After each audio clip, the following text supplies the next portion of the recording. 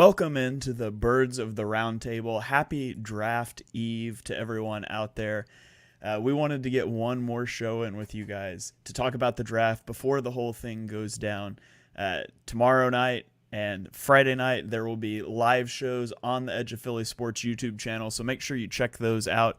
You can come and hang out with us, sound off in the comments, let us know what you think about the draft and how it's going. But for tonight, we wanted to give you guys one final chance to ask us anything that you wanted about the NFL draft, and we got a mailbag of questions we opened up on Twitter. We've got about 10 questions here that we're going to get through on this podcast, so you can always chime in the comments if something else comes to you, as always. But I'm joined tonight by my co-hosts. I don't know. We take turns hosting, whatever. It is Dibes. Give him a follow on Twitter at Mr. Crockpot. Dibes, how are you doing this evening? I am doing so well, man. Absolutely pumped for tomorrow night. Countless thousands of hours put into this thing. There's no Tito's going down tonight because my body is going to be punished on Thursday, Friday nights, partying, drinking, enjoying the draft, reacting with you guys. I cannot wait, man. Christmas is here. Very well said. Very well said. There's a little bit of me that's like, man, it's going to be so much time in front of a camera over the next 2 days, but it's like what you've been building up to this whole time. So I'm fully prepared to be totally exhausted by midnight on Friday when round 3 wraps. But and I'm also joined here by Ryan Reese. Give him a follow on Twitter at Philly Sports PSA. Ryan, how are you doing this evening? Just beaming with excitement. I cannot wait. As you said, this is Christmas Eve for many of us. And man, I can't wait. We are less than 24 hours until we are about to start this draft and see what the future holds for the Birds. I can't wait. This is the best day of the year. It's a really weak draft, but that makes it unpredictable. Like, I've never seen so many so-called draft analysts be all over the place with so many of these prospects, man. Yeah. It's going to be so exciting. All right, well, let's dive into it here. We've got our first question. It comes to us from Twitter, from Playin' Possum on Twitter. It says, what position do you think Howie will be likely to break his draft tradition for? And so, Ryan, I'll kick this one to you first. What position in the draft do you think Howie is going to change his tune to this offseason? I'd like to first state that I don't think he will. But obviously, I think any Birds fan has certainly heard it ad nauseum with the Bijan Robinson talk and this guy, that guy, whatever. I don't see that happening, but I think if there's a scenario where like a Brian Branch starts slipping towards 30, I could see him kind of breaking the tradition to drafting a safety in the first round. I think that has to be the most likely scenario, but certainly not a 10.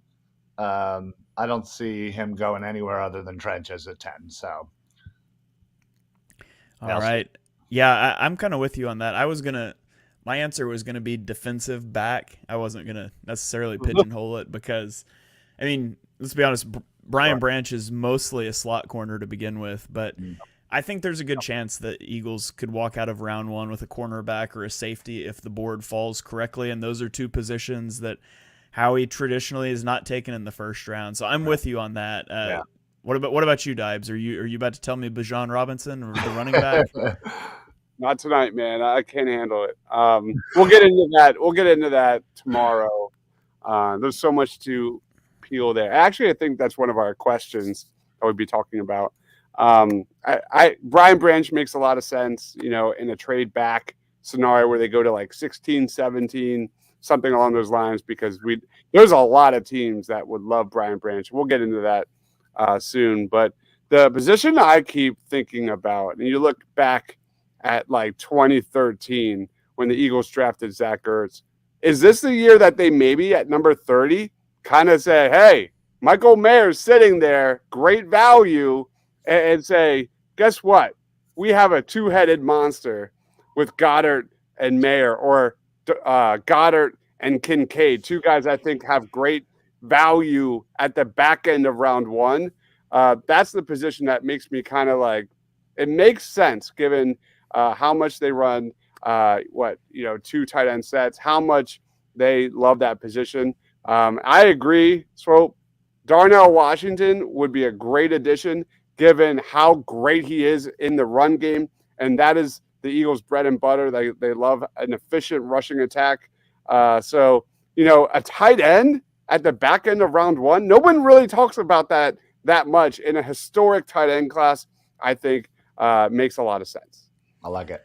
All right, let's go back to this question here. Who's the best cover linebacker and tackler? For my money, the best cover linebacker is DeMarvin Overshone. He's got safety background, but he's a dreadful tackler, awful tackler. If you want to balance like good tackler and coverage, you're probably looking at Dives guy Dayon Henley, but he's atrocious against the run. So if you truly want like a 3-down linebacker, I don't know, maybe you look at like Jack Campbell or Trenton Simpson, some guys like that. But yeah, no first round linebackers for sure this year.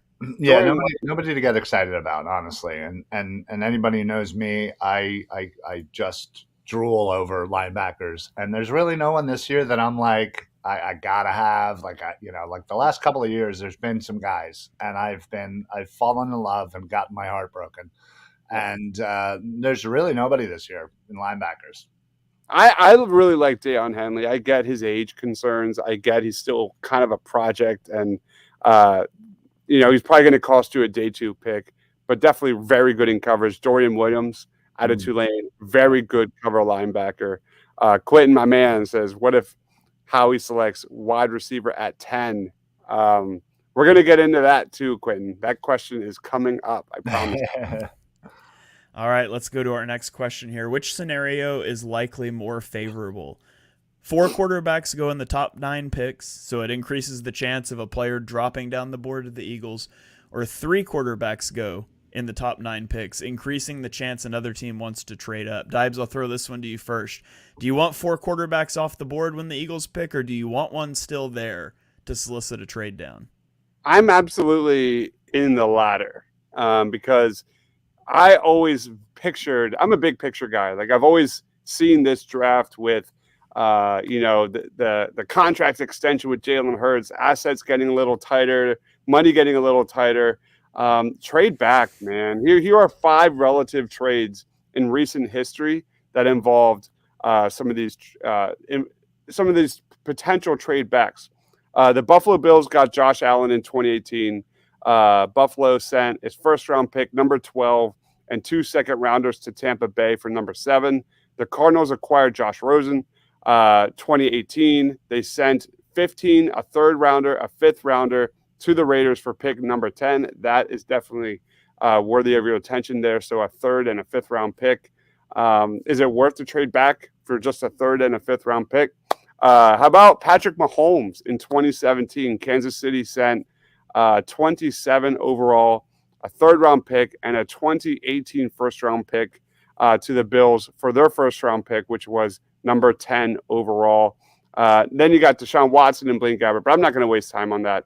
So if Howie has a situation that involves a trade back to get another first-rounder and a future first-rounder, do that deal 1,000%. I am 100% team trade back for the Eagles. Yeah, I'm right there with you. If a team wants to pay to come up and get a quarterback, you want that to happen. And so I'm firmly on board. I would love to see a quarterback slide and be there at number 10. You get teams like the Buccaneers at 19, even maybe the Vikings at 23 that want to make a move up. Talk about a team with an outside shot. The Vikings at 23 could want to make a move up for a quarterback if there was one there at 10. So, good things happen for the Vikings when they make deals with the Eagles for quarterbacks. So I'll just leave that one floating out here. So what about you, Ryan? Do you agree with us? Is it better if a quarterback falls, or do you want all 4 quarterbacks off the board? So I think there's 2 schools of thought here. What do I want? I really would love for some of these D linemen to fall into our lap. So I am hoping for 4 quarterbacks. The question is, what's more favorable? I think more likely is that 3 quarterbacks go. One of them slips out, and exactly like you guys said, we then have some of these quarterback wanting teams by the and could trade back, get some assets for next year.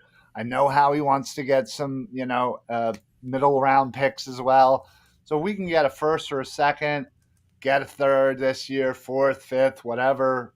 Add to the draft this year. I think it'd be a smart play. Kind of reassess, see what's out there. Somebody's going to fall into our lap that we'll want. So, I again, I really am pushing for one of these D linemen to kind of fall into our lap. But I think what's most likely to happen is only 3, and we trade back. All right, let's keep rolling here. Is the Jackson Smith and Jigba rumor a smokescreen to get another team to trade up with the Eagles? Ryan, I'm going to kick this one to you first. I think probably a little 50-50. I don't think that that's out of the realm of possibility. I mean, they obviously did not get much production out of their third wide receiver, as we all know. And they could definitely use another weapon. I mean, I think I've said it on many different shows, the draft shows, the mock drafts, that we could definitely use another weapon, whether that's tight end 2, whether that's wide receiver 3. I'm kind of split between what I want, but honestly, could you imagine Hurts with a weapon like that and having all 3 of those wide receivers with Goddard, with the running back by committee, with that offensive line? It would be absolutely sick. But I also think, again, he's putting that out there because he is the number 1 wide receiver. And there's plenty of teams that would love to jump up there. I think Houston would be a great one to jump up a couple of spots just so they can grab him. And, maybe if they go quarterback in their first pick, pair him with JSN, and boom, they had their quarterback wide receiver tandem for the next 5-10 years. So I definitely think it's a little bit of a mix. I think if they're in a position to nobody else kind of that they covet more, I think they'll be glad to have JSN join the Eagles as wide receiver 3. Be sick. All right, Dibes, what about you? Is Jackson Smith and Jigba, is that all a smokescreen? I really don't think it is. I really don't. Value-wise, like Ryan said, like if some of the top defensive line guys are gone at 10, you could do a lot worse than JSN. A lot of people are skeptic about his speed, but this guy has some of the most elite quickness in the group. He showed that at the combine. At Ohio State, he lined up mostly in the slot. The first thing I think of when it comes to JSN, and I'm not comparing the two, but it's the Justin Jefferson talk about how, he's just a slot guy. I'm not falling into that trap again. JSN is an elite talent. It's a passing league. The Eagles want to be a passing team as well. So I think JSN in between Devontae and A.J. Brown, I mean, the sky's the limit for that offense. Imagine A.J. Brown and Devontae Smith on the corner, on the boundary. Then you have JSN in the middle, like just beating defenses over the top, wide open in the middle area of the football field, stretching a defense. It just makes a ton of sense. Again, you could do a lot worse than JSN. Bijan, sorry, excuse me. Oh, I thought you were going to say Lucas Van Ness. He's right there too. Yeah. I said this on Twitter today. I think there's very few realistic things that could happen at 10 that would make me upset. Literally, the only one I can think of is Lucas Van Ness. Like, Agreed. I wouldn't love a Bijan Robinson pick, but I'd be pretty excited about it in about 10 seconds. Yeah. You go take Peter Skoronski. Well, I would like that because you can play him at right guard. You take Paris Johnson, and he's just going to be your backup swing tackle. I'd be okay. I mean, it's not sexy, but I wouldn't hate it. Literally, the only thing I can think of is you take Lucas Van Ness. I will be raging on the draft show because that's the only thing I can think of right now that would just make me angry. But Jackson Smith and Jigba, love the player. I don't know. I tend to think anything that you haven't heard before draft week is probably a bit of a smokescreen. So I'm not buying it too much, but I wouldn't hate it at all. Yeah. Yep. All right, we got a comment coming in here from Rufus. Rufus. Says, "What's good? Howie needs to not be as Howie. I know we're gonna get Skronsky and another whiteout. Totally fine. I'm totally fine with that. Would not hate it at all. Not take it. Well, you can not take a slot this early, but a slot's the position that you have available. So, Right. And I don't want to see Quez Watkins out there again. Right. So. I mean, you look at Cincinnati. I mean, they do just fine with their wideouts having three pretty darn good wide receivers, and I'd say I'd take JSN over Tyler Boyd. So Yeah. Yep. Okay, let's go on to our next question here.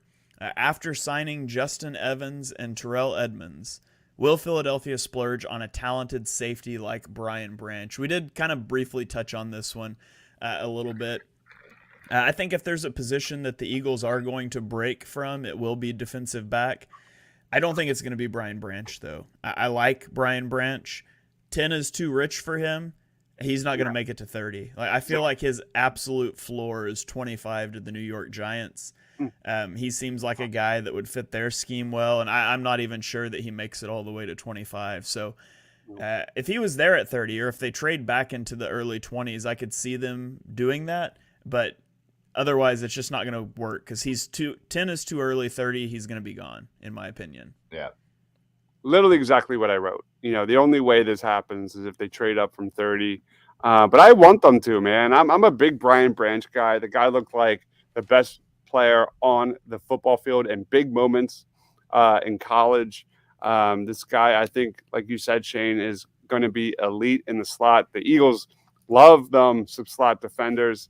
And I think that's a position that's getting more and more important in the NFL. The NFL is a mismatched league. It's about having weapons that can exploit mismatches again and again and again, and having versatile defenders that can play in space like a Brian Branch, a player that offers that much versatility. I don't understand why this guy's not a bigger target for the Eagles, because that's exactly why Chauncey Gardner-Johnson thrived and was a big-time playmaker in 2022. So, yeah, I love Brian Branch. I trade back. I mean, that's an A-plus draft for me. If they trade back, maybe with Washington or whoever into like the late teens, early 20s and get Brian Branch, man, I'm doing backflips. All right. Ryan, anything that you want to add on to that? Yeah, no, I just to kind of continue it. Yeah, I am a big fan of Brian Branch. I think he's obviously the clear-cut number one safety, and like Dibe said, the versatility has to be so just intoxicating to add to this team. I mean, Chauncey Gardner-Johnson was exactly that. He could play anywhere you needed him to, and I think Brian Branch can certainly, get to that point for the Eagles. And they obviously have a need. Don't get me wrong. I like the additions that they did in safety, but there's going to be a need for more. And yeah, I think trade back, as you said, to like 19, Tampa. Maybe Tampa wants to trade up for one of those quarterbacks or whoever. That'd be a perfect spot. You'd take Brian Branch at 19. That's the kind of player where I'm waiting for that jersey to get available on NFLShop.com, because I'll order it right away. All right. To answer, Swope asked a question in the YouTube chat about. He said, why not trade back 4 to 6 spots from 10 and then trade up 4 to 6 spots from 30? I mean, sure, in an ideal world, but it takes two to make a trade go. And so it comes down to having trade partners there. I'm sure nobody moves around the draft more so than Howie does over the last few years, especially later in the draft. He moves all over day 2 and 3, but if there's trades to be made, Howie will make them. It just all comes down to having the right value and the right trade partner. How many trivia question for you guys? How many draft day trades has Howie Roseman done in his rough 10-year career? Does it count? Does trading are you talking about a trade during the draft? Yes, draft day trades. Does it count trading a pick for a player like the AJ Brown trade last year? Marquise Goodwin. Okay. I, I'm I, I'm going to say 30. I was gonna say 26. That was my guess. the answer is over 40. Okay. Woo! So, Swope, there's a chance. There's a chance we could 40. see a lot of moves. Love it. Yeah. I was like, I'm gonna guess way too low, but Yeah, I did it that's what I anyways. was thinking too. All right. Let's go on to our next question here. Every year there are massive reaches at the quarterback position. Which quarterback do you think will be the highest drafted versus projected? Now, this is a difficult question because I think we've got to what are we saying these quarterbacks are projected as? We're talking about like where they're at on consensus big boards because I have a second round grade on Will Levis and he's definitely going top 10. So that's my answer. But if we're going off of like consensus boards, that's kind of where he goes. But for my money, Will Levis or even Hendon Hooker's going in the first round. He's going in the back end of the first round, and he shouldn't even go in the second round. So there's going to be some big mistakes made in the quarterback market during this draft, as there are in most drafts. But I didn't really know where to go with this question. But Hendon Hooker, I guess he's going to go back into round 1, and I think it's insane. Yeah, it's got to be Will Levis, right? Hooker, again, somebody will probably reach for him end of first or, maybe early second. But, yeah, I think I just don't get the Will Levis hype. I don't think he's going to amount to a very good quarterback in this league. And somebody is going to waste a very early draft pick on him. And, I just see bust written all over him. So. All right. Swope says Stroud will be the best of them. We're real quick. Dibes, who's going to be the best quarterback out of this draft? Bryce Young, no question. Yeah. No question. Yeah. But to answer this question, and I first of all, I butchered our consensus draft rankings because of the ranking of this player, and that the answer is Anthony Richardson easily for me. I watched a lot of Florida last year. Showed a lot of flashes, but also showed way more kind of negatives, man. He's just not an accurate quarterback. He completed 53.8% of his passes in his 1 year as a starter. His career mark of 54.7 is a little bit better, but he's one of 4 quarterbacks drafted over the last decade who has completed less than 55% of their college passes. The other 3 is Christian Sackenberg, Trace McSorley, and Trey Lance. Not the group you want to be on, Shane, if you're getting top 5 buzz. His inaccuracy, lack of starting experience, man, has to make him one of the riskiest picks I have, especially top 10 picks I've heard of in a long time. People are oohing and awing about his combine performance, man. Man, I have major reservations for this guy. I just hope he doesn't get thrown into the fire from day one because he is not NFL ready. He should have went back to college, and I hope nothing but the best for Anthony Richardson, but the dude is not ready. Anthony Richardson will be the best quarterback in this class. He's the number 3 player on my big board. He's number 40 on Dive's big board. So I am all aboard the Anthony Richardson train. Let's remember this in 5 years and come back to it. How's that Malik Willis take going, Shane? It's going as good as anybody else's was from last draft. So maybe if they gave him more than like 50 throws, he'd. Yeah. Maybe if Malik Willis got drafted by a team that had actual receivers and didn't see him throw 50 passes and were like, "Yep, we're good," maybe he would have had a better chance. But okay, let's keep rolling on here. Do the Eagles A, draft Bijan Robinson or Jahmyr Gibbs, B, take a second-tier running back, or C, trade for Derrick Henry or someone else from WTF on Twitter? Dibes, I'll let you take this one first. What's most likely for the Eagles? Bijan Robinson has had way too much real estate in my brain these last 2 weeks. Mm-hmm. We're at the point of the draft, like I said on a previous show, like that Eagles fans are convincing themselves that Bijan is worthy of a first-round pick Yes, he is the most talented running back prospect since Saquon. Hands down. He's a great talent, but you just don't do that. I'm going to list some guys that you should. Zach Charbonnet, Roshan Johnson, Dwayne McBride, Chase Brown, Tank Bigsby, Zach Evans. All of those guys will be available on day 2 or day 3. They are short yardage backs. They fit really nicely with Penny and Kenny G. There are a lot of options for the Eagles that these guys can make major impacts in 2023. But more so, this is about Jalen Hurts and what he does and what he means for the Eagles' rushing attack. Hurts is a guy that makes the running back's job 10,000 times easier, man. Taking Bijan in the top 10 obviously would reap immediate awards. Would I be excited? Probably for year 1, year 2, year 3. But if you have to weigh the Philadelphia Eagles' future more than their current needs, and that's what Howie has done. That's how he has found success.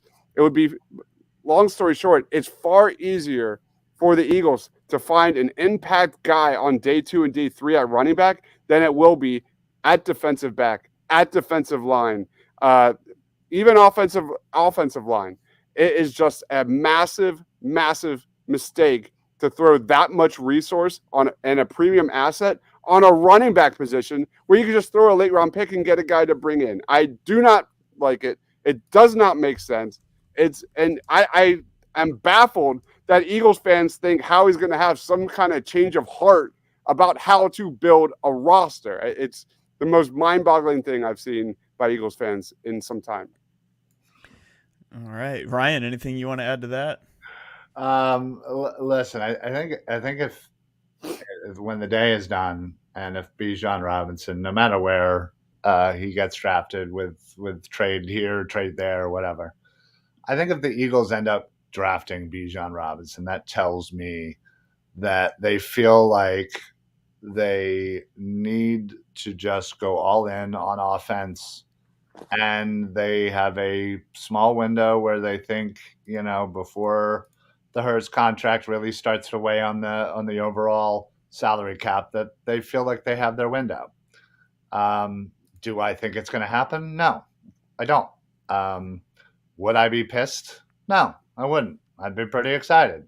He is a talented player, but as Dibe said, I feel like value and the weight of that value is so much greater in the second and third round, especially the second round. Howie's real good at getting second round running backs. After second round, not the greatest, but listen, if at 62 you're taking Zach Charbonnet, I'd be thrilled. I'd be absolutely thrilled. If you're going to grab somebody in that third round with some of the other players, I'd be great with that too.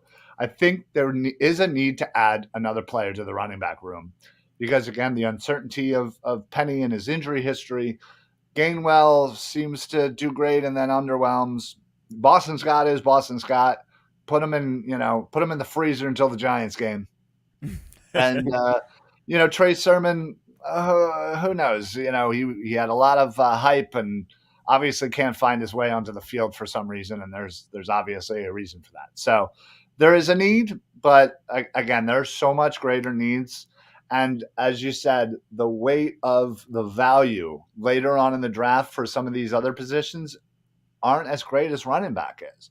There are running backs to be had later that will have more of an impact than getting another position that in that round or that same position than you would doing it earlier. So I wouldn't, but am I going to be pissed if Bijan Robinson is an Eagle?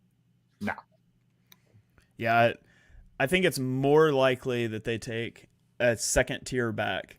They're not going to trade for somebody. They already have Penny. They're not trading for someone, but I think it's more likely they take a day or 2 or 3 guy than it is that they take someone in round 1. But it wouldn't take much for me to be excited about Robinson either. Although one of the things I've heard a lot, and Swope mentioned it in the comments here, but that it would take away from Hurts getting hit. He wouldn't have to do as much in the running game. And to be honest, that's a play calling thing more than it is like a Hurts thing.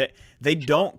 The majority of the designed runs they call for Hurts or QB sneaks, most of Hurts' runs come on read option plays, and having Bijan Robinson wouldn't change that. If you're calling an option play, all they have to do is crash on Robinson, and Hurts has to pull it anyways. And so if you want Hurts to take less hits, to me, it has less to do with drafting a stud running back. It has more to do with limiting your use of read option plays. So if they want to protect Hurts, if they want him to take less hits, that's the way you do it, not necessarily by having Bijan Robinson or somebody else.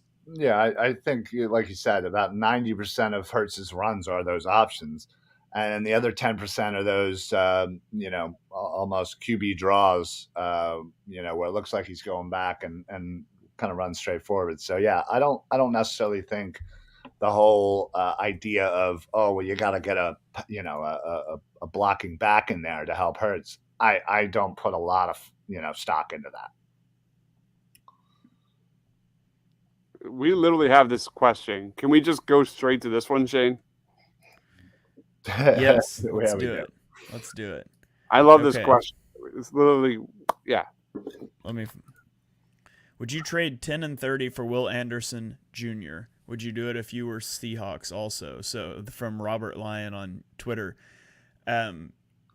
So as far as like trading, if you're asking like, would you trade 10 and 30 for 5 and 20? What would you have to throw in for that? Like you're looking at least next year's first round pick. Like you're probably looking at a second round pick this year and a first next year to pull that off. That's a lot of capital Seattle would be surrendering. You're more likely to do like a trade 10 and 30 for pick 5 or something like that and get a second back or something like that. But I mean, for me, Will Anderson's the number 1 player on my board, but my answer is still no. Wow. But my answer is no because I don't think you need to. If I'm running the draft for the Eagles, I'm looking at Jalen Carter and Will Anderson. I want one of them. I'm looking at there's probably 4 quarterbacks going in the top 4 picks. Seattle may take Tyree Wilson. There's been a lot of smoke around Tyree Wilson. The Lions are taking a cornerback. And all of a sudden you're sitting there at 7 with both of those guys on the board, or 1, depending on what the Seahawks do. And at that point, you can pull the trigger and you could get up to 7 without using both first-round picks. I would trade 10 and a second rounder for either one of those guys easily. But 10 and 30, that's a lot of capital to move up for one player, in my opinion. Steve. This is something that I've thought about and gone back and forth with it just depends on the month. I would be so incredibly excited to get Will Anderson in Philadelphia, man. I think I would do it. I think I would do it. He's just a sure thing. And there's not a lot of sure things in this draft, especially when it comes to like finding a superstar. Will Anderson's a superstar. And I would easily trade 10 and 30 for Will Anderson if it is what it is. That's the one scenario. The one scenario that I'm like making that kind of move is for Will Anderson. All right, Dibes or Ryan, break the tie for us here. What are you doing? Yeah, I'm kind of with Dibes. I think I thought about this question quite a bit, and I already know Reese's answer. I think it's right now.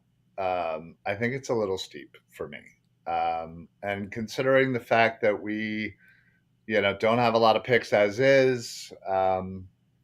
And considering, that, and as Shane, as you said, there's plenty of, players, not plenty, but there's a few players on the defensive line, Wilson, Anderson, Carter, that I think can and will make it to 7, 8 in that range, that I'd be more than fine with giving up, a little bit of capital to move out to grab those guys. I think it's important that we do add to the D line, but I think right now, you could ask me tomorrow, I might switch my answer too, but I'm going to say a little too steep, but oh man, Will Anderson would be disgusting on this team. I'd be so excited. Yeah, I'd be so excited, man. Yeah, I wouldn't hate it, believe me, but I think I would. All right. Let's go on to our next question here, since you touched on it here with the coverage. After re-signing Darius Slay and James Bradbury, will the Eagles use a premium pick on a cornerback? Let's amend that, say a defensive back, because there's a lot of crossover in this class. Yeah. Will the Eagles select a defensive back in the first 100 selections? In day 1 or 2, are the Eagles going to take a defensive back? Ryan? Yes. Yeah, I think they need to. Again, whether or not it's a true safety, whether or not it's another corner or kind of a hybrid. You have two guys, Slay and Bradbury, that are not too young in the tooth, and you have a clear need at safety because you just signed 100 guys to 1-year contracts, and they're not the greatest collection of guys. So I think it would behoove them to add a D back in the first 3 rounds for sure. I think they do it absolutely. All right, Dibes, what do you think? Are the Eagles going to spend a day 1 or 2 pick on a defensive back? It makes a lot of sense, man. You look at kind of the age curve for the position, where the NFL is going, trending as a league stylistically. Like you look at Bradbury 29, you look at Darius Slay 32. Those guys are like huge pieces to the Eagles defense, man, to their core. We've seen many times that Howie will draft like young replacements before the starter is past their expiration date. I think it makes a lot of sense given how deep the defensive back position is in this draft. To me, it is the strongest group in this entire draft. And you got to think about, look at the last Super Bowl, man. I mean, it was the 3rd highest scoring Super Bowl of all time. The first time, I think, where both teams scored at least 35 points. The way the NFL rules have kind of shifted in favor of passing offenses, it can never hurt to have more guys to slow down Patrick Mahomes. It is a lock. I think it's a pretty much near lock. There's a lot of defensive backs I love in that day 2 range, especially. So that's a yes. Yeah, I think so too. I think that it's one of the deeper positions in the draft. I would be surprised if the Eagles don't walk away with a guy by the end of the 3rd round. Yep. Okay, let's keep rolling here. Do the Eagles need to continue investing premium resources in the offensive line? Where do you draw the line with having stout versus resource allocation? So the idea here, Jeff Stoutland turned a 7th round pick who had never played football before into a starting left tackle. Do you need to be spending 1st and 2nd round picks on offensive linemen? What do you think, Dibes? Absolutely not. I mean, Cam Jurgens, at least it was preseason, albeit, looked like a baller as well. Getting into that second level, I think Stout is one of the best when it comes to developing talent. I wouldn't hate the selection of Peter Skoronski or a Broderick Jones or a Paris Johnson at number 10, because I do think there are worse scenarios. I am very much old school when it comes to position value. I am full on build your team in the trenches. I agree with that wholeheartedly. But I don't have one of the top O-linemen on my Eagles big board for number 10 because of Jeff Stoutland. And in Jeff Stoutland, we trust. So I think I would rather see JSN. I would rather see a defensive lineman, things like that. At the end of the day, after I sleep on it, I'd be probably fine with it because of that being the Eagles' identity and their offensive line. Protecting Jalen Hurts, protecting their biggest asset makes a lot of sense. All right, Ryan, what do you think? Do you agree with that assertion? Yeah, I listen. We are very fortunate to have Stoutland for sure. Although, listen, I mean, it's not every day that you're going to turn a 7th round pick into a starting potential All Pro left tackle. Just doesn't happen. But if there's a guy to do it, it's certainly Stout. But listen, I think also just given the way that our line is built right now, whomever, outside of somebody who, can step in and play right guard right away, you're still going to have somebody of value redshirting again. So whether that's you draft a true, tackle, and that tackle is then redshirting behind Lane, or Cam Jurgens, has to redshirt another year waiting for Jason Kelsey to retire. Not the worst problem to have talent, on that second level. But, again, you're investing early picks in players that are going to be sitting around. And yeah, I mean, personally, it's definitely something we need to continue this pipeline of offensive linemen and just continue to replace and think 1-2 years ahead. I agree with that.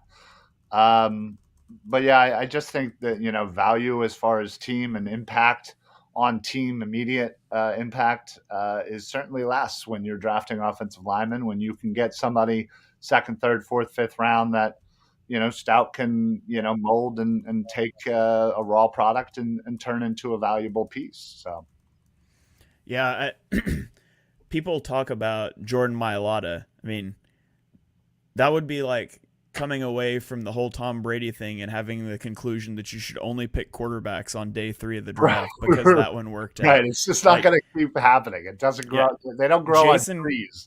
Jason Kelsey in the 6th round was the steal of a millennium. And it was because he was so undersized. A lot of people didn't. It wasn't because he was a bad player. It was because he was so undersized, and a lot of teams just didn't think that could work. Jordan Mailata never played football before that worked out, but Lane Johnson was the 4th overall pick. Landon Dickerson was the 2nd-round pick. Cam Jurgens was a 2nd-round pick. Isaac Seumalo, I think he was a 3rd-round pick. He might have been a 2nd-round pick. I can't remember. But I think he was a 3rd. Yeah, the Eagles build through the trenches. We know this. The question is, do they need to spend a 1st or a 2nd-round pick on an offensive lineman? They don't need to, but the last truly disastrous season the Eagles had was 2020 when they started like 13 different combinations of offensive linemen. They got their quarterback killed. It broke his brain. They ended up having to trade him. Like, all of that started up front, and you could argue it's like the mental stuff started when Wentz got knocked out of that Seattle playoff game or even before, but Howie likes to build through the trenches, and he knows that the last time it was a complete disaster. What happened was the offensive line fell apart, and yet Lane Johnson played through the torn, at whatever it was, the torn muscle in his abs.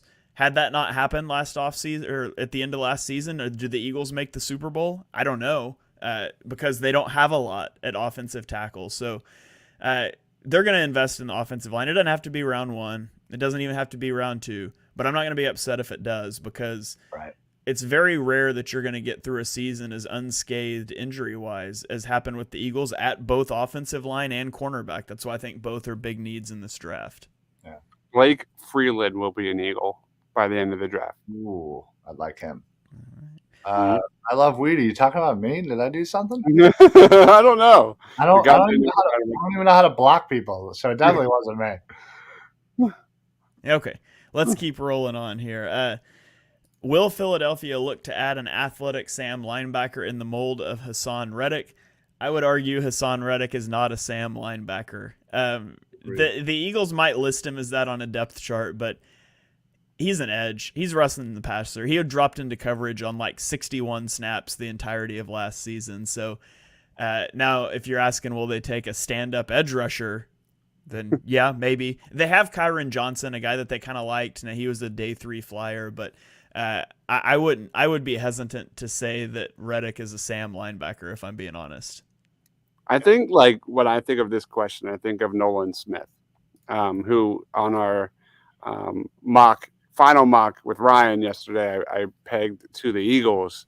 I think he's got the best chance of being an Eagle if I had to guess right now. But Howie does this. Howie definitely, drafts replacements to kind of take time and learn the position under guys like Hassan Reddick. Just as we mentioned, Nolan Smith is very much a project, very much a guy that's not a finished product. And I think, having him kind of slowly involved in the defensive line rotation makes a lot of sense. So I took this question as a Nolan Smith question. Yeah. And if you put it I guess that's ultimately where I'm trying to get to. Like, I think there's a good chance they draft a stand-up edge rusher. I would not classify it as a linebacker though. Okay, let's move on. We've got 2 questions left here. Reading the tea leaves of player visits, interviews, pro days attendance, etc. Who are the names to watch out for on days 2 and 3? I'm a terrible person to ask this question because I don't think any of that matters at all. I'm going to throw it to you, Ryan. What do you think? Are you a player visit interview type? Do you track all that stuff? Do you think it means anything? If so, I don't think it means, enter, curse word. I don't think it means anything.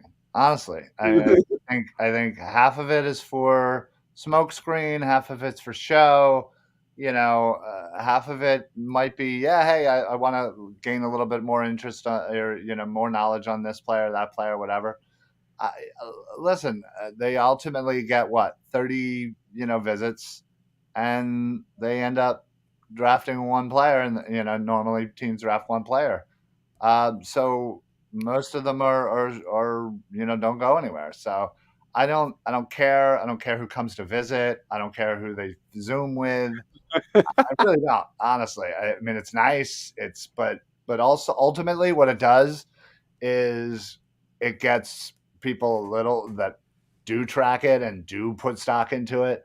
It gets them a little too excited, and then I got to hear about it. And then, oh, God, Bijan Robinson only visited 2 people, and it was the Eagles. So clearly we're going to draft Bijan Robinson. 90 days of Bijan Robinson talk. Hey, I'm just telling you right now, Bijan Robinson is actively campaigning to be an Eagle. Like, immediately, what quarterback does he want to play with? He says Jalen Hurts. He's complimenting the Eagles' janitors and talking about how nice they were. The dude wants to be an Eagle so bad. But they're all those people are leading him on into these questions. It's like that question about who do you want to play for? Well, you can't say Patrick Mahomes, so who else would you want to? the other quarterback in the Super Bowl, team that I visited, and there's a soundbite of him on the Dan Patrick show. I only visited 2 teams, and the Eagles, they were great. And what else is he supposed to say? I had a crappy. What quarterback who wears a green jersey and sometimes plays games in Pennsylvania would you like to play for? Exactly. That's exactly what I take 90% of these interviews and sound bites and clips that you're going to see on Twitter and YouTube and all that crap. It's just people pushing their own narrative. It's people trying to fit a storyline.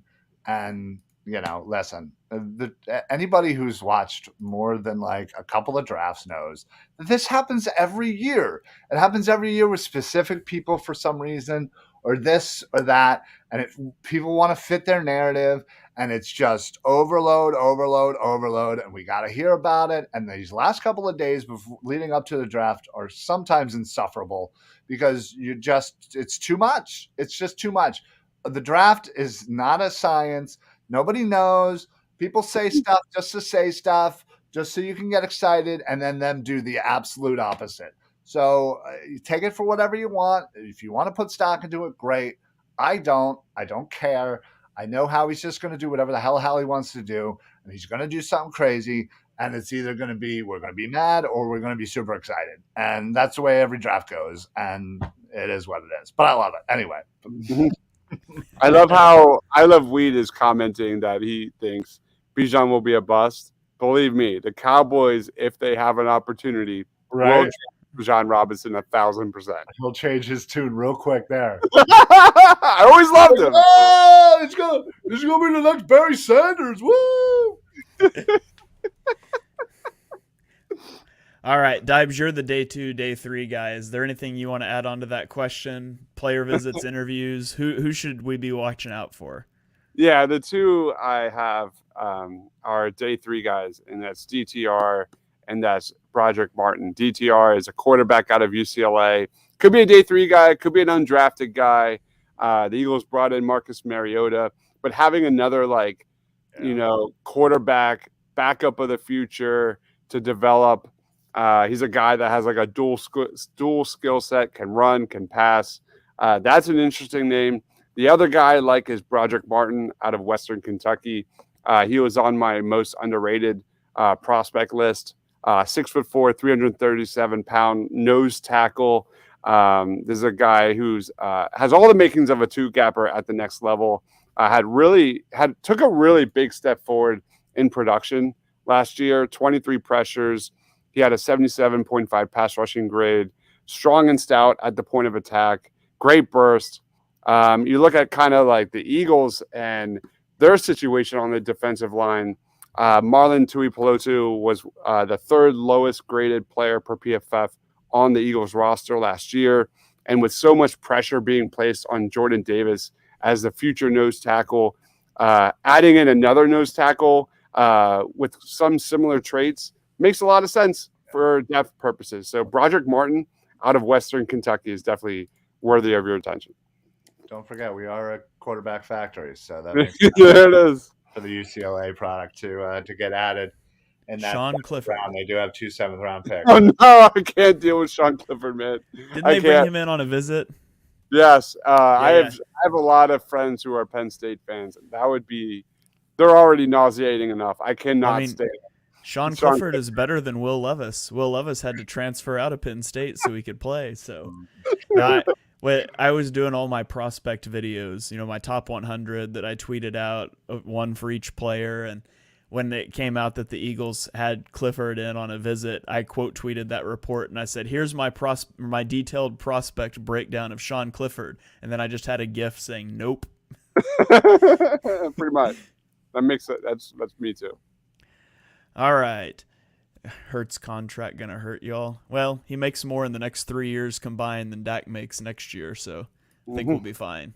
Yeah. Better player too, by the way. So, okay, after the Olamide Zaccheaus signing, should the Eagles prioritize finding depth for their outside wide receivers or find a possible upgrade in the slot? This one came from Howie Season on Twitter. Ryan, I'll throw it to you first. What should the Eagles look at here when it comes to wide receiver moves? What type of receiver should they be after? I think the slot needs to be the priority. Personally, I mean, you have obviously Brown and Smith, but you just there's so many question marks. I mean, listen, it's a nice signing, but you don't know if he's going to work out better than Quez, and who knows? Quez could certainly bounce back. He might have just had an off year, and maybe he's motivated to get out there. But you need to figure it out first and foremost. Whoever it's going to be, it needs to get figured out. And I would absolutely love for them to draft somebody to come in and fight for that position, whether it be early or kind of mid round kind of guy, because there are plenty of guys day 2, day 3 that could easily come in and fight for that wide receiver 3 spot. So I go slot, but either way, there needs to be talent added to the wide receiver room. All right, Dibes, what do you think?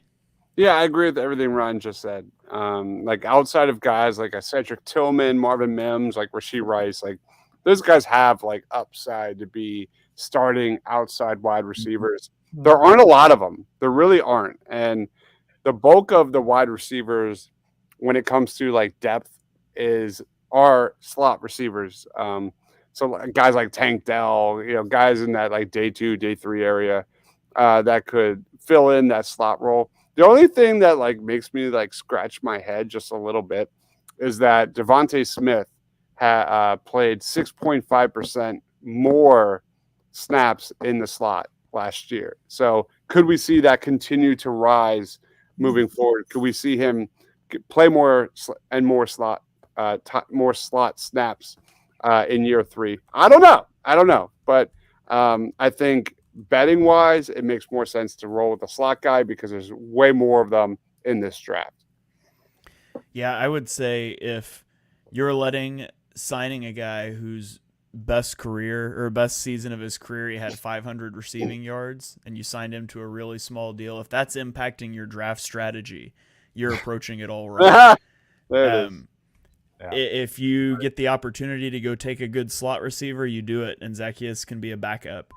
if there's not a good slot receiver and there's a good outside receiver, you do it because you need depth there, because the Eagles receiving core is pretty thin behind their top duo, and their top duo is really good, one of the best duos in the league. But think what the offense looks like if one of those guys go down. But I mean, I think you can work Devonta Smith out of the slot a lot. They worked him out of the slot a lot in empty sets. It was something they would do to get him some releases against safeties, and he tore it up. So I think, you can draft an outside receiver, and if push came to shove and you really liked him, you can put Devonta Smith in the slot, and I don't think that's a misuse of his talents at all. So they use A.J. Brown in the slot a decent amount too. So they use guys out of the slot. They do a lot of different things. So really, you just want a good player. But this is a draft where there's a lot of slot receivers and not a lot of big bodies. So just go take a good football player at the end of the day. Don't be too worried about pigeonholing a guy into a specific fit. That's how you skip Justin Jefferson and take Jalen Reagor. Very true. Yep. So, all right. Well, that is going to about wrap it up here. Thank you to everyone who submitted questions on the Twitter post that we put out for this mailbag. I hope you guys will all join us next week, or not next week. Sorry. It's been a long draft process. Hope you'll join us tomorrow night on the draft show, and Friday night we'll be live all throughout draft weekend talking about the picks. Before we get out of here, though, Ryan, any final thoughts? Last second draft takes you need to fire off, stuff you want to plug, get it out there. The floor is yours. Listen, this is this is such a great time. I love draft time. I love the lead up. I love everything about it. I love the 3-day weekend of drafting. I honestly, I not gonna lie, I miss the old school where it was Saturday and you knew that the whole day was just spent on the couch, just sitting there watching the draft for hours after hours. But on the one hand, I'm also ready for the talk to be over and ready for this to happen, ready to add a few Eagles to the roster here. I've had a lot of fun leading up to all this, and can't wait to, take a little break and get started on next year. And but yeah, I think there's a few guys I'd be really, really happy with. There's a few guys I'd be really, really mad with. We'll see if any of those happen. But it's Howie, so it'll probably just be something random and confusing, and we'll be like, oh, okay, didn't see that happening. So, but yeah, I'm excited. Definitely tune in for the next 2 days for awesome draft coverage, and go Birds, and come on, Howie. Let's keep this great run of yours going. All right. Shout out to Rufus Rogers here in the comments. Says he's excited for tomorrow. We're the only show he'll watch. Longtime listener of the podcast. I remember interacting a lot during 2 years ago, the first live draft show we did. So excited to have you in the chat. As always, Dibes, any final thoughts? Any last takes you need to fire off before we get out of here? Just this. Let's go! Let's go! Listen to that all day. No, to stop. That's the greatest sound in sports. I am a draft degenerate when it comes to NFL and NBA drafts, man. This is Christmas. I'm so excited, man. If you couldn't tell. Yeah, just a little bit. It is time. All right. Well, for my final thought, I want to plug my mock draft that got put out on Edge of Philly Sports, EOPsports.com today. I know you guys have been through all the mock drafts, all of the analysis. Sometimes we just need a break. And so I wrote a mock draft where I just made fun of every team and the picks from someone else's draft. So in honor of our Cowboys fan that's here in the chat, I just want to share my screen here and read what I wrote about the Cowboys. Nice. So in this mock draft, which came out on NFL.com, it had the Cowboys selecting Dalton Kincaid. And so I wrote, the new excuse for Dak Prescott's inability to win in the postseason is some combination of lack of offensive weapons. Who could have possibly predicted that giving away Amari Cooper would blow up in your face? And scapegoating Kellen Moore. Moore is gone now, leaving Mike McCarthy, a coach so bad he could only get one Super Bowl out of prime Aaron Rodgers, as their offensive play caller. After asserting his belief in running the ball, the Cowboys cut running back Ezekiel Elliott and drafted a tight end who doesn't have a clue how to block. And then I put a footnote. Upon further reflection, it's probably unfair to blame the lack of postseason success on Dak Prescott. After all, the last time the Cowboys advanced past the divisional round of the playoffs, Dak was only 2 years old. Ouch. So there you go. Go check that out. Zingers for every team, including the teams that don't have a first-round pick. I took some good shots at the Eagles in that one, too. It's always a fun exercise for me to put together. So go read that. Literally the only article I've written this entire season, but it was a fun one. So go check that out, and it'll get you through till tomorrow night at 6:30. 7:30. What time does the draft start? 8 o'clock. Draft starts at 8. We're starting at 7:30. Okay, yeah. So we will be live tomorrow on the Edge of Philly Sports YouTube channel at 7:30. Draft kicks off at 8. You don't even need to put the draft on. Just put it up here. We've got graphics. We've got everything you're going to need. Come hang out. Invite a friend. Share the stream. Jump in the chat. We want to blow this thing up. Hit big viewer counts and get the chat hopping tomorrow night. So from all of us here at Birds of the Round Table, we wish you the best for your draft dreams, except for the Cowboys fans in the chat. We don't wish you the best. We hope you guys draft a whole bunch of running backs, but it's going to be fun. We're going to be here breaking it all down. So from me, from Dibes, from Ryan, Philly Sports Alliance, Edge of Philly Sports, we will catch you guys tomorrow night on the live draft show. Go Birds.